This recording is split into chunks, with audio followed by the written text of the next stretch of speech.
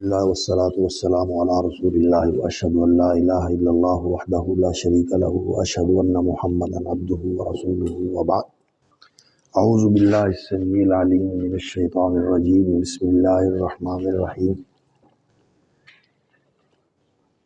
قولہ تبارک و تعالی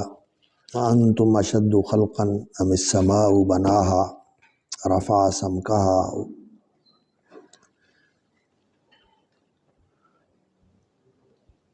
ام السماء بناها رفع سمكها فسواها وأغطش ليلها وأخرج ضحاها والأرض بعد ذلك دحاها أخرج منها ماءها ومرعاها والجبال أرساها متاعا لكم ولأنعامكم۔ اس صورت کا جو موضوع ہے وہ ہے تعمیل الایمان، ایمان کو متحرک کرنا اور ایمان کو ایکٹیو کرنا، اور اسے اس طرح انسان کی زندگی کے اندر کار فرما بنا دینا کہ انسان کے دل میں اللہ کی خشیت پیدا ہو اور اللہ کی ملاقات کی فکر ہو اور اس کے لیے تیاری کرے، اپنا تزکیہ کرے اور غفلت سے انسان نکلے اور عبرت حاصل کرے، اس کائنات کی عظمتوں کو دیکھ کر اللہ کی عظمت کا استحضار کرے، استشعار کرے، اسے محسوس کرے، اپنے قلب و اذہان، اپنے قلب و ذہن پر اسے طاری کرے اور پھر اللہ سے ڈر کے زندگی گزارے اور اللہ کی پیشی کا اسے احساس ہو اور اپنے آپ کو لگام دے کے رکھے۔ یہ تعمیل الایمان، یہ ایمان کو بروئے کار لائے اور اس کو سرگرم عمل کرے اور اس کو ایکٹیو اور متحرک کرے، یہ اس صورت کا موضوع ہے۔ انذار اور ایمان کی تعمیل اور خشیت پیدا کرنا اور قیامت کے لیے، اللہ کی ملاقات کے لیے، یوم الحساب کی پیشی کے لیے اپنے آپ کو تیار کرنا، اپنے معاملات کو درست کر کے، یہ ہے اس کا محور، یہ مرکزہ ہے اس کا، جس کے گرد جو ہے نا یہ پوری صورت گھومتی ہے۔ اور پیچھے ہوائیں یا بادل یا فرشتے ان کا ذکر کیا، اور پھر اس کے بعد جو ان کا رویہ تھا، جو اللہ رب العزت کی ملاقات کا تصور نہیں رکھتے اور اس سے بالکل اس سے اعراض کرتے ہیں اور اس کو بھولے ہوئے ہیں، اسے فراموش کیے ہوئے ہیں اور اس سے بالکل نجنت ہیں، ان کا رویہ ذکر کر کے پھر عبرت دلانے کے لیے کہ اللہ کی پکڑ زمین پر بھی آئی ہے ان لوگوں پر جن لوگوں نے آخرت کو بلا دیا اور زمین میں ظلم و فساد کا انہوں نے راستہ اختیار کیا۔ فرعون کا ذکر اللہ تعالیٰ نے فرمایا، اور اس میں ایک طرف اہل ایمان کے لیے تسلی بھی ہے کہ اگر یہ ظالم اور آخرت سے بے پرواہ اور غافل یہاں اس وقت تکذیب کا رویہ اختیار کیے ہوئے ہیں، تو اللہ تعالیٰ اپنے بندوں کی مدد کرتا ہے۔ موسیٰ علیہ السلام اور ان کے ساتھیوں کو اللہ نے نجات دی، اور فرعون اور اس کے لاؤ لشکر کو اللہ تعالیٰ نے عذاب کا شکار بنا دیا۔ اس کے بعد پھر اللہ کی عظیم قدرت کی طرف توجہ دلائی ہے کہ وہ کتنا قادر مطلق ہے اور مقتدر ہے، القوی العزیز ہے، کہ اللہ رب العزت نے یہ کائنات بنائی ہے، تو انسان جو ہے وہ اس کائنات کے اندر اس کے مقابلے میں ایک چھوٹی مخلوق ہے، تو انسان کو دوبارہ پیدا کرنا اللہ رب العزت کے لیے کوئی مشکل نہیں ہے۔ یہ جو ان لوگوں کا اشکال تھا کہ کیا مرنے کے بعد پھر انسان کو جب مٹی ہو جائے گا تو اسے دوبارہ زندہ کیا جائے گا، اس کی جو ان کے ذہن کے اندر ایک الجھن تھی اور ایک باس بعد الموت کے سلسلے میں ان کے ذہن کے اندر ایک اشکال تھا، اس کو دور کرنے کے لیے اللہ رب العزت نے اپنی قدرت کاملہ کا اور اپنی قوت قاہرہ کا ذکر فرمایا ہے کہ وہ کتنا عظیم قدرت رکھنے والا خالق ہے جس نے اس کائنات کو پیدا کیا ہے اور اس کے اندر یہ ساری چیزیں انسانوں کے فائدے کے لیے رکھی ہوئی ہیں، تو انسان کو بنا دینا اس کے لیے کون سا مشکل ہے۔ تو یہ آیات جو ہیں اللہ کی قدرت اور اس کی قوت کے اظہار کے لیے ہیں۔ تو اللہ رب العزت نے فرمایا اَأَنْتُمْ أَشَدُّ خَلْقًا أَمِ السَّمَاءُ بَنَاهَا اَأَنْتُمْ أَشَدُّ خَلْقًا أَمِ السَّمَاءُ بَنَاهَا۔ اب اللہ رب العزت نے امکان بعث کے لیے اور دوبارہ انسان کے زندہ کرنے کے لیے اپنی قدرت کاملہ کا بیان فرمایا ہے ان آیات کے اندر۔ اَأَنْتُمْ أَشَدُّ خَلْقًا، اے بعث بعد الموت اور احیاء بعد الممات کے انکار کرنے والوں، اَأَنْتُمْ أَشَدُّ خَلْقًا، یہ جو سوال ہے مخاطبین ان کے کون ہیں، اس سوال سے ہی پتہ چل جاتا ہے کہ مخاطب اس کے جو ہیں وہ منکر البعث ہیں۔ اور یہ استفہام جو ہے یہ توبیخ کے لیے ہے اور زجر کے لیے ہے، اس میں زجر و توبیخ کا پہلو بھی ہے اور اس میں ان کے اس رویے کے اوپر انکار ہے اور اس کی قباحت اور اس کی جو ہے نا وہ ناپسندیدگی کا اظہار ہے کہ تم کس طرح جو ہے نا وہ اس طرح کا خیال رکھتے ہو اور کس طرح تم یہ تصور کرتے ہو کہ دوبارہ پیدا کرنا انسان کا ناممکن ہے، کہ اللہ رب العزت جو ہے وہ جس نے پہلی دفعہ پیدا کیا ہے وہ دوبارہ پیدا نہیں کر سکتا، اور جس نے اتنی بڑی کائنات بنائی ہے وہ کیا انسان کو نہیں بنا سکتا؟ تو یہ استفہام جو ہے زجر و توبیخ کے لیے ہے۔ اَأَنْتُمْ یا منکری البعث اشد خلقا ام السماء، کہ اے بعث کا انکار کرنے والوں، اَأَنْتُمْ اشد خلقا، کیا تمہیں پیدا کرنا زیادہ مشکل ہے؟ شدید جو ہے سخت کو کہتے ہیں، گراں کو کہتے ہیں، بھاری اور سخت، اور ایسی چیز جس کا تحمل اور جس کو وجود میں لانا کسی کے لیے بھاری اور بوجھل ہو، مشکل ہو اور بہت زیادہ گراں ہو، تو اس کو اشد کہا جاتا ہے۔ شدید کا معنی جیسے صلابت کے معنی میں استعمال ہوتا ہے، اسی طرح صعوبت کے معنی میں بھی استعمال ہوتا ہے۔ اس طرح کسی چیز کا مشکل ہونا اور اس کا انسان کے لیے پیچیدہ ہونا، اس کے لیے بھی استعمال ہوتا ہے۔ تو یہاں یہ صعوبت کے معنی میں ہے، صلابت کے معنی میں نہیں ہے، صعوبت کے معنی میں ہے۔ کسی چیز کا سخت ہونا یہ بھی شدید ہوتا ہے، اور کسی چیز کا مشکل ہونا اور اس کا آسان نہ ہونا، اس کے لیے بھی یہ استعمال ہوتا ہے۔ تو یہاں اشد کا معنی اصعب ہے۔ کیا تمہیں پیدا کرنا زیادہ مشکل ہے ام السماء، یا آسمان اس کا پیدا کرنا، او ام السماء خلقها، آسمان کا پیدا کرنا زیادہ مشکل ہے۔ یہ آسمان جو اس زمین سے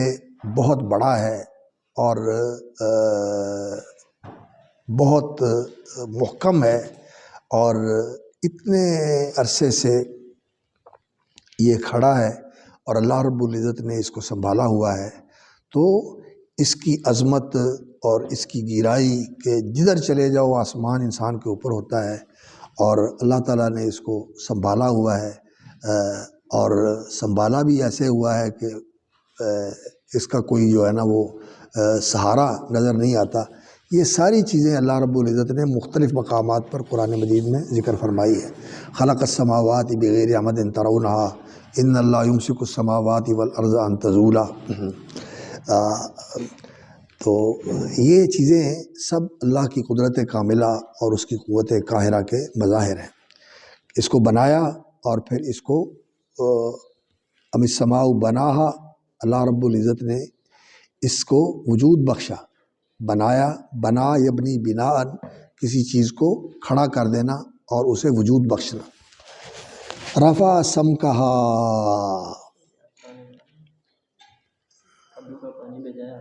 اچھا جزاک اللہ خیر، ٹھیک ہے، شکریہ، ڈال دیں۔ اللہ رب العزت نے سمک جو ہے کسی چیز کی موٹائی کو کہتے ہیں. سمک کا معنی ہوتا ہے مثلاً یہ کتاب ہے نا، اب یہ جو اس کا وجود ہے نا، یہ سمک ہے، اس کا یہ اوپر کی طرف اس کا وجود، یہ اس کا سمک ہے. تو رفع سمکہا، اس کی مقدار جو اوپر کی طرف جا رہی ہے، رفع سمکہا، اس کو اونچا کیا. یعنی آسمان جو ہے یہ پتلا سا بچھا ہوا نہیں ہے، بلکہ بہت موٹائی میں اوپر گیا ہوا، بہت بھاری بھرکم اور بڑا ہی وسیع وجود رکھنے والی مخلوق ہے اللہ رب العزت کی. رفع سمکہا، تو اللہ رب العزت نے اس کو بلندی میں اوپر جاتے ہوئے اللہ رب العزت نے اس کو اٹھا دیا. رفع سمکہا، یہ لائیں گے ذرا وہ مجمل وہ موجب مقاییس اللغہ ابن فارس کی.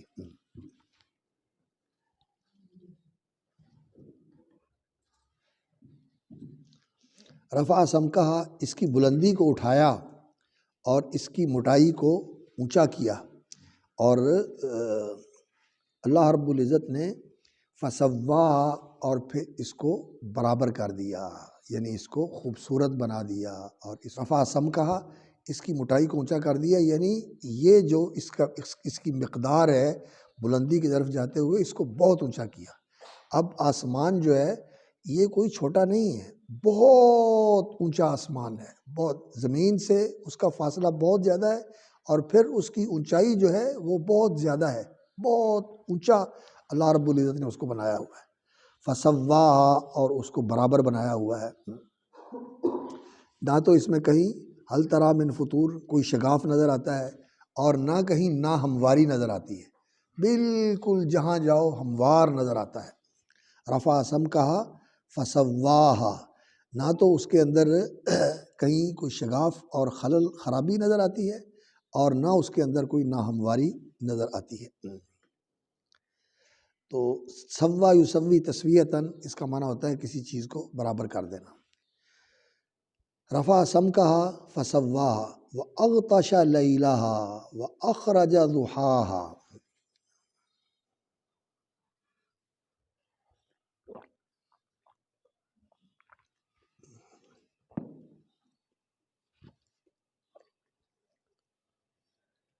واغطش، اغطش، غطش، غبش، یہ دونوں لفظ جو ہے نا وہ اندھیرے کے اوپر دلالت کرتے ہیں. اغطش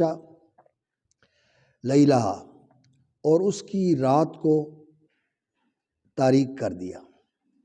یہ لیلہا آسمان کی رات کو، واغطش لیلہا، لیلہا کی ضمیر جو ہے وہ آسمان کی طرف راجع ہے، اور اس کی رات کو تاریک کر دیا. واخرج ضحاہا، اور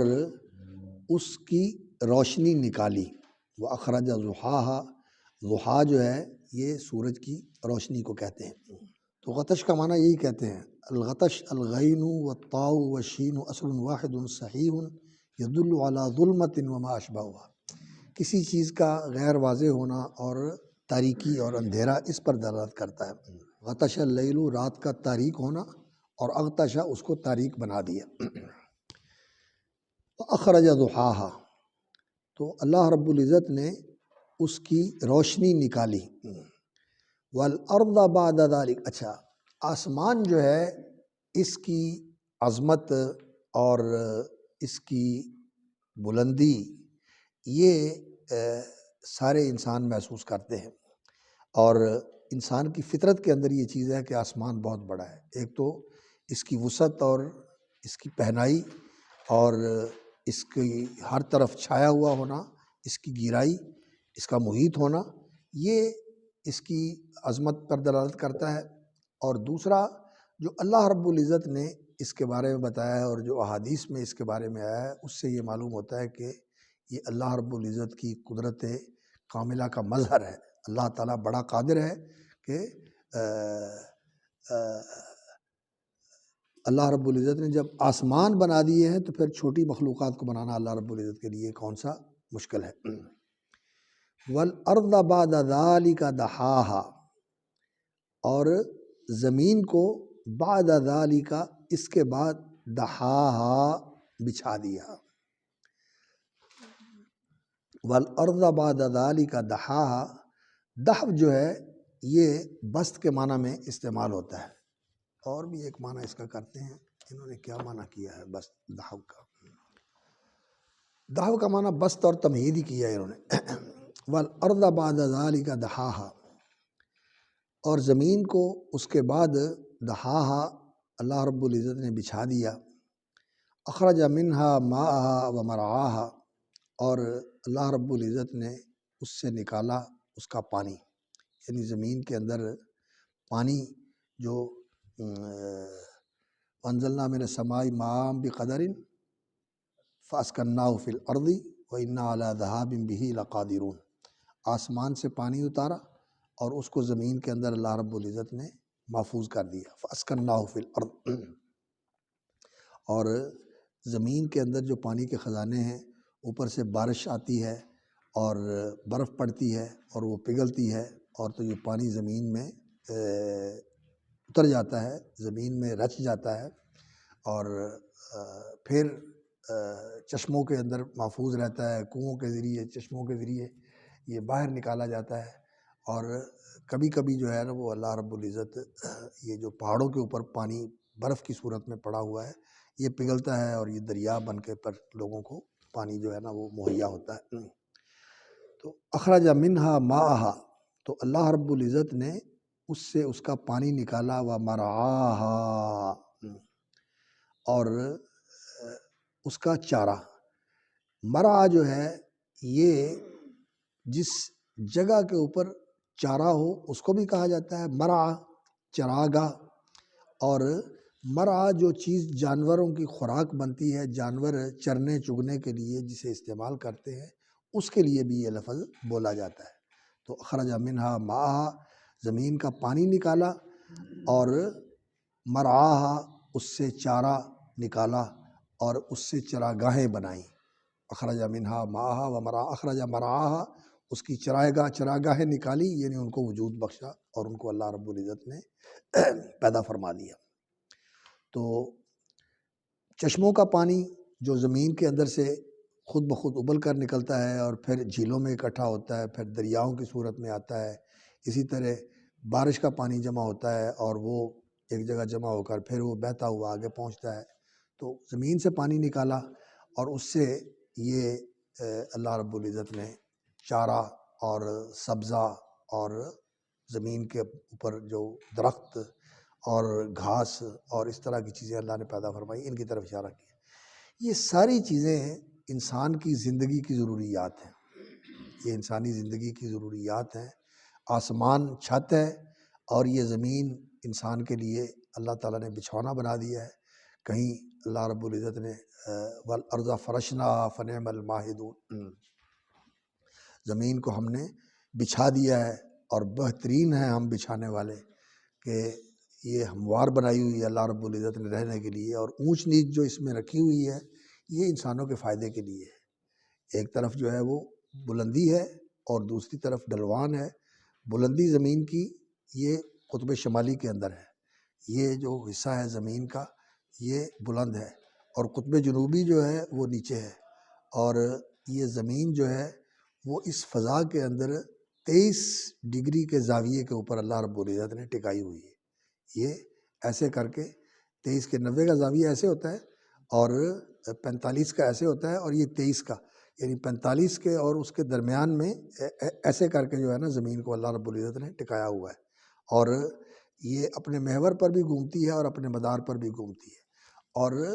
باوجود اس کے کہ یہ گول ہے، اور اس کی گولائی کا جو اندازہ ہے وہ تکویر سے ظاہر ہوتا ہے۔ خلق السماوات والارض بالحق یکور اللیل علی النہار ویکور النہار علی اللیل، یہ تو جو تکویر ہوتی ہے نا، کور العمامۃ، کور العمامہ، یہ پگڑی کا جو بل ہوتا ہے اس کو گولائی میں باندھا جاتا ہے نا پگڑی کو، تو کور العمامہ کس کو کہتے ہیں؟ پگڑی کے بل کو جو گولائی میں ہوتا ہے۔ تو زمین کی گولائی کا اس آیت سے اشارہ نکلتا ہے کہ زمین جو ہے وہ اس طرح بچھی ہوئی ہے۔ یہ تو ٹھیک ہے کہ بچھی ہوئی ہے، لیکن مجموعی طور پر یہ جو ہے نا کرہ ہے، یہ کروی شکل ہے بیضوی انداز میں. تو یکور اللیل علی النہار و یکور النہار علی اللیل، یہ ایسے گولائی کے اندر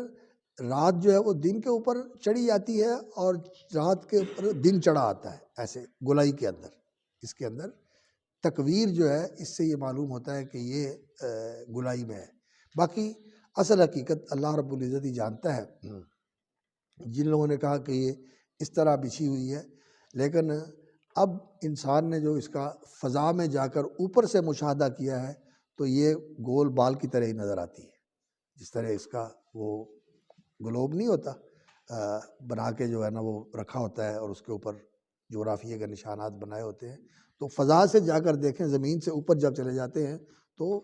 بڑی بلندی کے اوپر جا کر وہ زمین اس طرح نظر آتی ہے. بیضوی جو ہے نا یعنی بالکل گول بال کی طرح نہیں ہے. جیسے انڈا ہوتا ہے نا کہ درمیان سے ذرا اونچا ہوتا ہے اور سائڈوں سے ذرا ذرا نیچے ہو جاتا ہے، وہ اس حالت میں ہوتا ہے کہ ایسے ہوتا ہے، درمیان سے ذرا اوپر ہوتا ہے سطح اس کی، اور سائڈوں سے پھر ذرا وہ دبنا شروع ہو جاتا ہے، نیچے آنا شروع ہو جاتا ہے، تو ایسے ہو جاتا ہے. اس لیے اس کو بیضوی کہتے ہیں. ہے گول لیکن کچھ بیضوی انداز لیے ہوئے ہے، انڈے کی شکل کے اندر ہے، اور سائڈوں سے قطب شمالی اور قطب جنوبی سے ذرا پچکی ہوئی ہے. انڈے کی تو ذرا نکلی ہوتی ہے نا، چونچ سی نکلی ہوتی ہے، اس نے باہر نکلنا ہوتا ہے، لیکن یہ جو ہے نا یہ پچکی ہوئی ہوتی ہے زمین. اور وہ گلوب کو آپ دیکھ لیں تو آپ کو پوری طرح اس کا اندازہ ہو جاتا ہے. تو اب اللہ رب العزت نے ایک تو یہ بات بتائی کہ